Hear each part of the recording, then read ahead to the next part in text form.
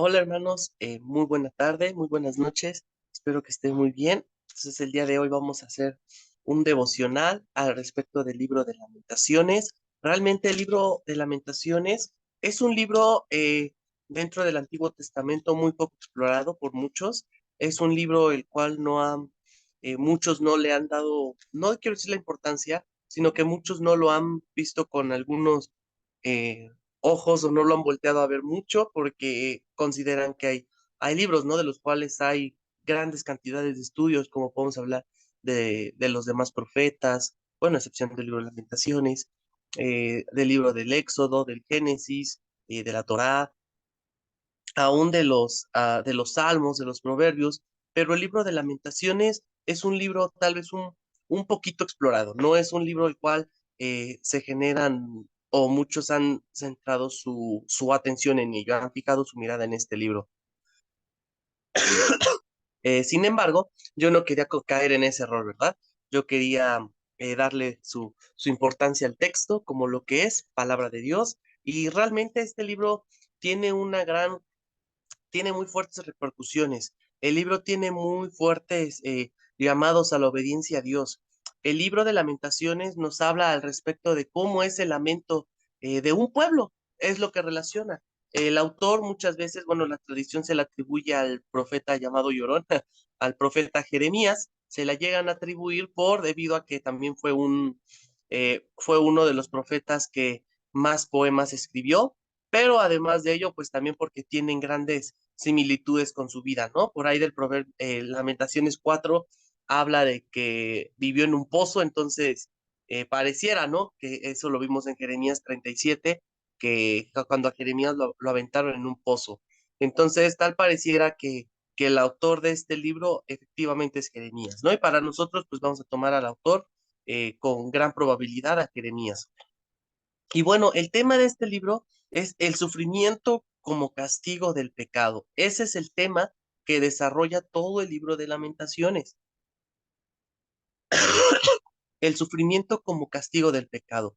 Y realmente es un libro que digo muy poco explorado, pero es de suma importancia aún para nuestros días, porque el pecado sigue trayendo sufrimiento, sigue permeando la vida del cristiano, el pecado sigue atrayendo también al cristiano, el pecado sigue lastimando a la iglesia, a la sociedad, el pecado eh, sigue rompiendo las relaciones, el pecado sigue haciendo de las suyas. Entonces es un libro el cual debemos de tomarnos con seriedad al momento de leerlo, porque nos habla al respecto de todos los castigos alrededor del pecado, ¿no? Todo lo que vio en el pecado. Y el libro de Lamentaciones es muy cortito, realmente es muy cortito, son 5 capítulos, y en estos 5 capítulos nos desarrolla algo bien interesante. Como todo libro, bueno, estos 5 capítulos, cada capítulo corresponde a un poema. Bueno, los primeros 4 son un poema cada uno, el cual son acrósticos, en el cual el autor eh, desarrolla su aflicción desde Aleph hasta Tau, o sea, desde la A a la Z. Él habla sobre su aflicción de una forma muy inspiradora, aún para nuestros tiempos, y el capítulo 5 termina en una oración. Y realmente hasta la estructura del libro nos enseña mucho de lo que tenemos que hacer. Quiero que nada más, vamos a leer algunas partes, tú debes leerlo todo. Ayer nos subimos devocional de Lamentaciones 1 al 3 porque la idea es subir un devocional por todo Lamentaciones el día de hoy. Amén. Entonces, ve por tu Biblia, ve por tu Biblia, busca Lamentaciones 1 y vamos a leer los primeros 3 versículos, ¿va?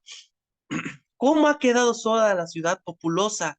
Las grandes entre las naciones se ha vuelto como viuda. Las señoras de provincias han sido hecha tributaria. Amargamente llora en la noche y sus lágrimas están en sus mejillas. No tiene quien la consuele de todos sus amantes. Todos sus amigos le faltaron, se le volvieron enemigos. Atención en el 3. Judá ha ido en cautiverio a causa de la aflicción y de la dura servidumbre. Ella habitó entre las naciones y no halló descanso. Todos sus perseguidores la alcanzaron entre las estrechuras. Si nos damos cuenta, aquí el autor ya nos está hablando acerca de que Jerusalén, esta ciudad, recordemos que Jeremías durante su ministerio habló acerca del exilio, habló de que iban a ser eh, cautivados, se iban a llevar siendo esclavos a diferentes regiones, ¿no? Específicamente Judá a Babilonia. Entonces, el primer poema nos está hablando acerca de cómo la miseria, el pecado, cómo hay miseria y pecado en Jerusalén. Y es muy interesante porque vemos que el autor no justifica a su tribu, no justifica a su nación. Vemos que en el versículo 8 dice, pecado cometió Jerusalén. Uy, o sea, ¿los está cubriendo? No, él está diciendo, Jerusalén cometió pecado, por lo cual ella ha sido removida. Todos los que le honraban le han menospreciado porque vieron su vergüenza.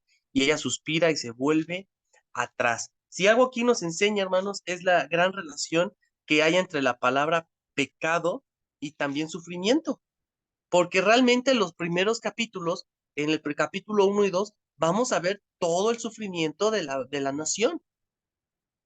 Vamos a ver, pero ¿cómo vemos el sufrimiento? Pero aquí el autor está diciendo, sí hay mucho sufrimiento, pero aquí está la razón. Jerusalén cometió pecado. Entonces, nosotros tenemos que, justo lo que habíamos visto en Jonás, cuando veamos que hay una catástrofe o cuando vemos de que hay un sufrimiento, cuando vemos que hay alguna circunstancia difícil, tenemos que preguntarnos, ¿qué he hecho yo para que esto esté ocurriendo aquí?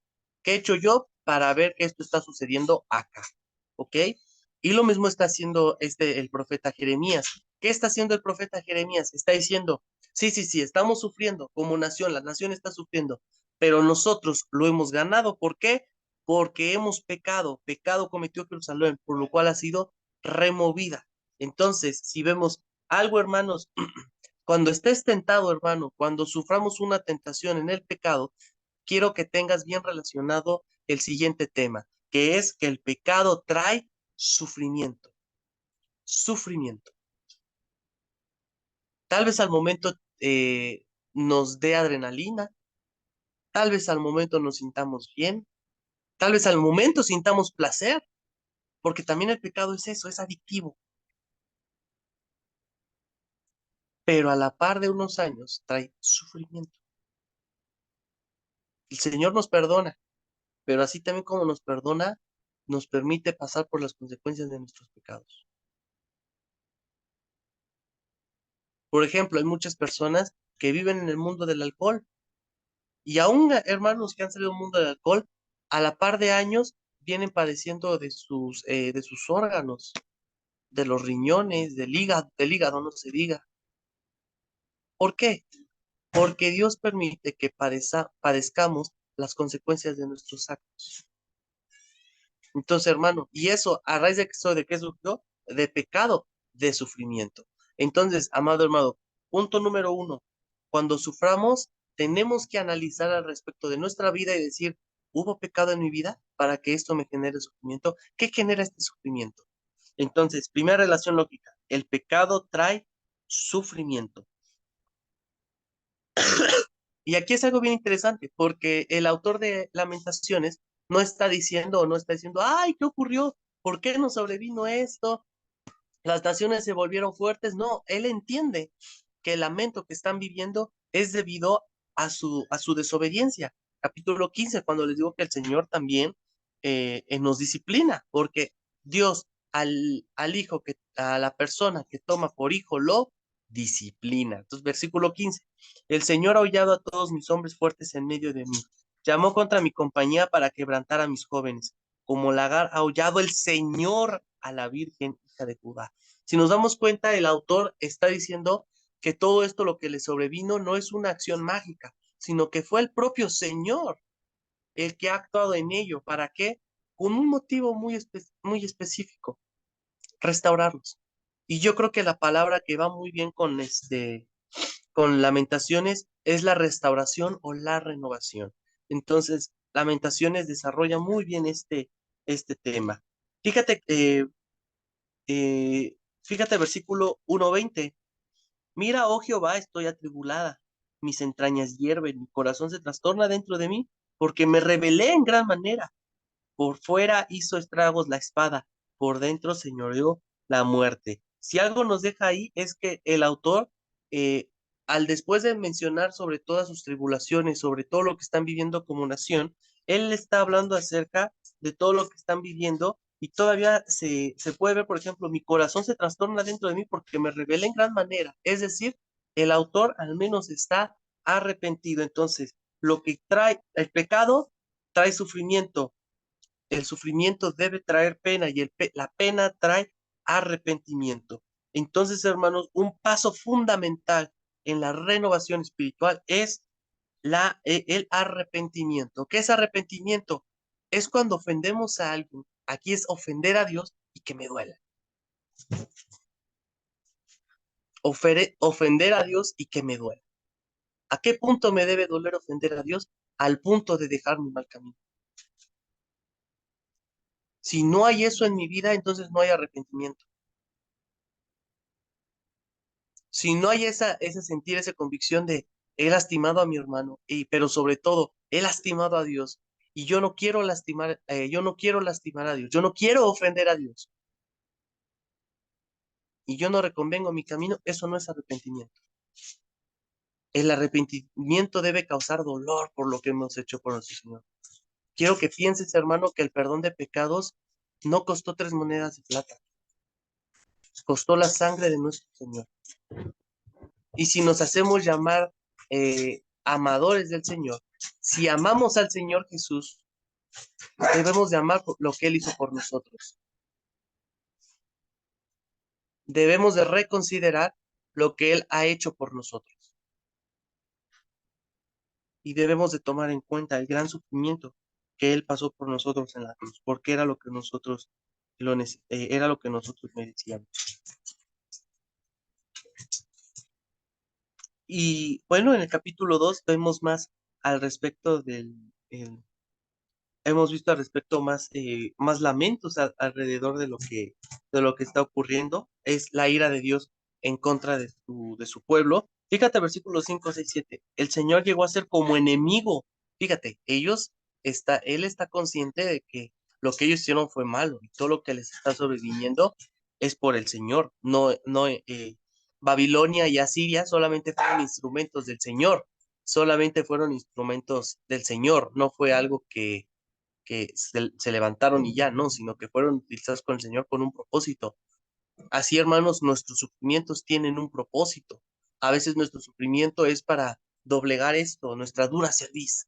Entonces el sufrimiento tiene un propósito, sufrimientos con propósito. El Señor llegó a ser como enemigo, destruyó a Israel. Y fíjate a qué punto Dios, por querer redistribuir, aquí vemos que a Dios le importan las personas. Más que más que un país, más que una política, más que un territorio, le importan personas. Fíjate, el Señor llegó a ser como enemigo, destruyó a Israel, destruyó todos sus palacios, derribó sus fortalezas, multiplicó en la hija de Judá la tristeza y el lamento, quitó su tienda como enramada del huerto, destruyó el lugar en donde se congregaban. Jehová ha hecho olvidar las fiestas solemnes y los días del reposo en Sión, y el ardor de su ira ha desechado al rey y al sacerdote, desechó el Señor su altar, menospreció su santuario, ha entregado en mano del enemigo los muros de sus palacios. Hicieron resonar su voz en la casa de Jehová como en día de fiesta. ¡Wow! Aquí podemos ver que el Señor, con tal de levantar a uno, puede tumbar palacios, puede tumbar estructuras, puede tumbar todo, con tal de que tú reconvengas tu camino. Con tal de que Gerson reconvenga su mal camino, el Señor es capaz de destruir su casa. El Señor es capaz de restituirlo de su posición para que Gerson entienda. Y hay un lugar de Gerson, pon tu nombre, para que cada uno de nosotros entienda lo malo que hemos hecho. Y algo muy lindo, hermanos, que nos enseña es que algo muy lindo, o muchas veces hasta en el psicólogo nos dice, ¿no? Muchas veces es que exprésate, háblalo, es lo que muchas veces nos dice, ¿no? Sácalo, déjalo salir. Pero hermanos, cuando padezcamos esto, derramemos el corazón con el Señor. Vayamos con el Señor y aún así cuando busquemos hablar, hablemos con el Señor y digámosle cómo está nuestro corazón. Fíjate el versículo 19 del capítulo 2. Levántate, da voces en la noche a comenzar las vigilias. Derrama como agua tu corazón ante la presencia del Señor. Alza tus manos, sal implorando la vida de tus pequeñitos que desfallecen de hambre en la entrada de todas tus calles. Hay que permitir que el inminente juicio que nos lleva a interceder por el pueblo de Dios, implorar a Dios en derramar nuestro espíritu en arrepentimiento y demostrar su misericordia, ¿verdad? Y como todo libro, el capítulo 3 tiene un clímax, porque empieza a hablar de otro lamento, pero este lamento contiene algo bien diferente que es una esperanza. Entonces vemos que en esta oración hay una esperanza y vamos con los concatenadores lógicos. El pecado lleva sufrimiento, la pena, el estar avergonzado adelante de Dios, el decirle al Señor, te fallé y que nos dé pena, nos debe de llevar a un arrepentimiento. La oración nos lleva a la esperanza. Por eso es tan importante tener una vida de oración. Por eso es tan importante orar, porque la oración es la que nos impregna de esperanza. Fíjate, te voy a leer desde el versículo 16 hasta el 24 y vas a notar ahí un clímax, un cambio en la estructura. Fíjate, 16. Mis dientes quebró con cascajo, me cubrió de ceniza, y mi alma se alejó de la paz, me olvidé del bien. Y dije, perecieron mis fuerzas y mi esperanza en Jehová. Acuérdate de mi aflicción y de mi abatimiento, del ajenjo y del ayer. Lo tendré aún en memoria porque mi alma está batida dentro de mí. Esto recapacitaré en mi corazón, por lo tanto esperaré. Por la misericordia de Jehová no hemos sido consumidos, porque nunca decayeron sus misericordias. Nuevas son cada mañana, grande es tu fidelidad. Mi porción en Jehová, dijo mi alma, por tanto, en él esperaré. Bueno es Jehová a los que en él esperan, al alma que le busca, bueno que esperar en silencio la salvación de Jehová. ¡Wow! Si te das cuenta en esta oración, este lamento de decir, mis dientes se han quebrado, he estado en ceniza, he llorado, he rasgado mis vestidos, lo que sea, vemos que ese abatimiento, ¿a qué nos lleva? Esa oración lo llevó nada más y nada menos a tener una esperanza. Ha entendido que ellos merecían ser consumidos, sin embargo dice, y de aquí surge ese lindo o hermoso corito este, de nuevas son cada mañana, escudriñemos nuestros caminos, ese cantito. De ahí viene ese corito de lamentaciones, por eso de ahí la importancia de escudriñar este libro. Entonces vemos que a pesar de la infidelidad del pueblo, Dios sigue siendo fiel. Y a pesar de nuestra infidelidad, Dios sigue siendo fiel. Entonces, hermanos, ¿por qué es importante orar? Porque en la oración hallamos esperanza, porque en la oración el Señor nos sustenta, porque en la oración el Señor nos levanta. Entonces, la cadena lógica, la oración nos lleva a una esperanza. Y vemos todavía un poquito más al respecto del capítulo 4. Cómo vemos en el capítulo 4 cómo ha sido todo el dolor. Y aquí nos empieza a hablar hasta inclusive en el aspecto físico, ¿no? El hambre que los niños aquí hasta nos da una referencia, ¿no? ¿Qué tanta sed había? Prácticamente que los niños recién nacidos o los niños pequeños tenían las lenguas pegadas al paladar por la sed. Sabemos realmente el sufrimiento, eh, su tierra era de su propiedad, pero tenían que pagar por ella. Entonces vemos realmente el castigo asolador, pero el versículo 22 en el capítulo 4 nos enseña algo bien interesante. Se ha cumplido tu castigo, oh hija de Sión, nunca más te hará llevar cautiva, castigará tu iniquidad, oh hija de Edom, descubrirá tus pecados. Y esta es la oración final en el capítulo 4 y la única parte del libro que no es un acróstico. También es llamado el poema más breve. Entonces vemos en este, hermanos, que ha sido cumplido. Fíjense, en la semana pasada, el viernes, hablamos acerca de que Dios le dijo a Jeremías que la ciudad no se iba a quedar. Le dijo, Israel, te amo y soy fiel a mis pactos, pero no te quedarás sin castigo. Y aquí vemos el 22 que dice, se ha cumplido tu castigo. Entonces, hermanos, nuestros pecados tienen consecuencias y conforme tienen consecuencias, tienen castigos. Entonces, hermanos, tenemos que tener mucho cuidado. Hermanos, no hay que quejarnos de nuestra adversidad en nuestra vida. Tenemos que aceptar la disciplina de Dios como una expresión de su amor para ayudarnos a renunciar a la rebelión y la desobediencia. Es algo que también nos enseña que la disciplina de Dios no es porque Dios sea malo, es porque Dios nos ama y que con ello nos quiere ayudar a renunciar a la rebelión y a la desobediencia. Y finalmente viene el capítulo 5. El capítulo 5 no es un poema, esta es una oración. y es una oración de restauración. Y esta oración de restauración habla en un aspecto tanto nacional, tanto como nación, como país. Pero hermano, quiero que le enfoquemos como a nuestra vida, una restauración a nuestra vida. Quiero que nos vayamos a los últimos. Quiero que nos vayamos al versículo 17. Por eso, no, vamos, eh, al versículo 13, del versículo 13. Llevaron a los jóvenes a moler, y los muchachos desfallecieron bajo el peso de la leña. Los ancianos no se ven más en la puerta. Los jóvenes dejaron sus canciones. Cesó el gozo de nuestro corazón, nuestra danza se cambió en luto. Cayó la corona de nuestra cabeza. Ay ahora de nosotros porque pecamos. Por esto fue entristecido nuestro corazón, por esto se enternebrecieron nuestros ojos. Por el monte de Sión se está asolado, zorras andan por él. ¿Te das cuenta? Se siente tristeza en la oración final. Versículo 19. Mas tú, Jehová, permanecerás para siempre. Tu trono de generación en generación. ¿Por qué te olvidas completamente de nosotros y nos abandonas tan largo tiempo? Vuélvenos, oh Jehová, a ti y nos volvemos. Renueva nuestros días como al principio, porque nos has desechado. Tú te has airado contra nosotros en gran manera.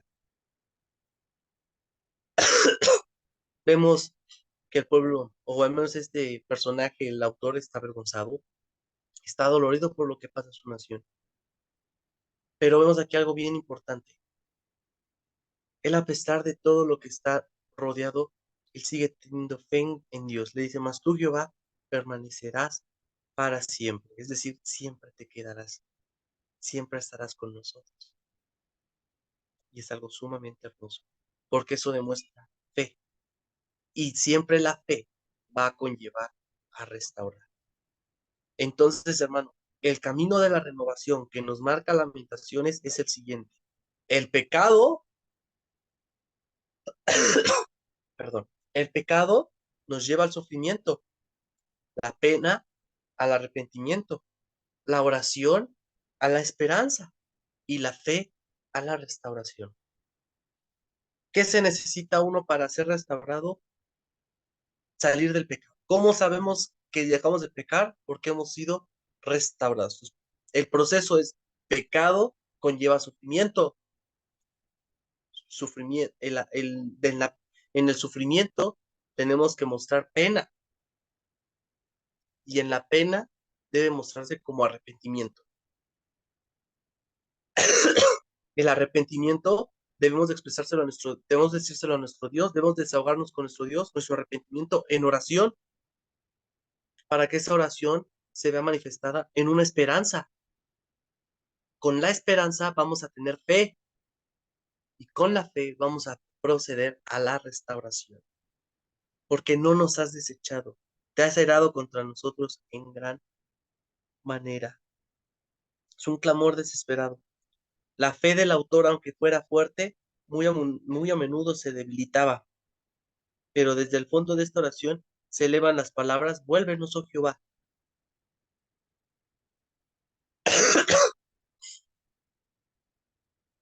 Tal vez hemos olvidado nuestro primer amor,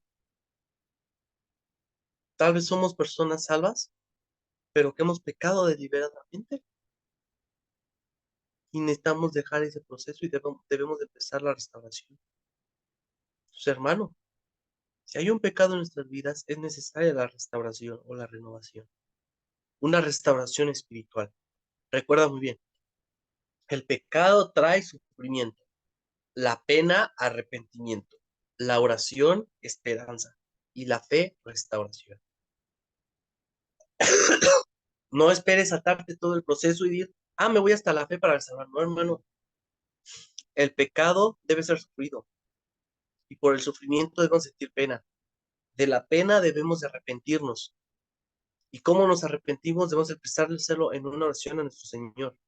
Y en la oración vamos a mostrar, tenemos que tener una esperanza. La esperanza se va a manifestar como una fe y la fe finalmente culminará el proceso como una restauración. Entonces, hermano, Este libro habla acerca de la renovación del pueblo, la renovación tal vez física del pueblo. Pero hermanos, nosotros somos templos espirituales. Busquemos la renovación espiritual. Busquemos que estos edificios caigan para que sean levantados nuevos, nuevos sin pecado y nuevas herramientas que seamos de utilidad para nuestro Señor. Si hay algo en lo que el Señor te haya llamado en este devocional, ponte a cuentas, ponte a cuentas. Y pídele al Señor que vivamos este proceso de restauración. Vamos a orar. Amadísimo Señor, gracias por este maravilloso tiempo. Gracias, mi Dios, porque nos permites escudriñar tu palabra y aunque fuese un libro cortito, tú nos enseñas, mi Dios, grandes cosas en él. Mi Dios, en este momento te quiero pedir, Padre, por el pecado de cada uno de mis hermanos que están viendo detrás de la pantalla, mi Dios. El pecado, Señor, sin lugar a dudas trae sufrimiento. De hecho, el pecado trae muerte en sí mismo. Mi Dios, te pido, Padre, que perdones nuestra gran multitud de pecados, Padre Celestial. Señor, que en el sufrimiento nosotros podamos ver también tu mano poderosa. Mi Dios, que podamos tener pena, Señor, de lo que hemos hecho, Señor, para poder proceder al arrepentimiento, Señor. Y arrepentimiento, Señor, para dejar de ofenderte, mi Dios. Padre, y que nos podamos arrepentir en oración, Padre, porque acerca de la oración podemos podemos mostrar nuestra esperanza que tenemos en ti. Esa esperanza, Señor, se ve manifestada en la fe, Señor, y la fe en una restauración. Te pido, mi Dios, que en este proceso, si alguno de mis hermanos necesita pasarlo, Señor, que tú le acompañes en él, Señor. No sé en qué punto esté alguno de mis hermanos, Señor. Tal vez alguno de nosotros está en el pecado, Señor. Permítele vivir su proceso, Señor, con tal de que sea restaurado. Tal vez alguno, Señor, ya está en la fe y está saliendo, gloria a Dios, pero que culmine, Señor, y sea restaurado. Te pido, Señor, por la restauración espiritual de mis hermanos que lo necesiten, que tu nombre sea glorificado. En el nombre de tu Hijo amado Jesucristo. Amén. ¿Qué, hermanitos? Que Dios los bendiga. Y bueno, hablando de exilios, mañana vamos a mañana vamos a empezar con uno de los profetas del exilio. Vamos a leer al profeta Ezequiel, considerado de los libros más difíciles del Antiguo Testamento, pero no desistas. Vamos a tratar de que día a día no falte devocional para que podamos entender más acerca del profeta Ezequiel, ¿vale? Entonces, Dios te bendiga, no desistas. Jeremías fue el profeta que habló antes del exilio con Ezequiel durante el exilio, ¿ok? Entonces, no te lo pierdas, vamos a leer juntos Ezequiel. Que Dios te bendiga, un fuerte abrazo.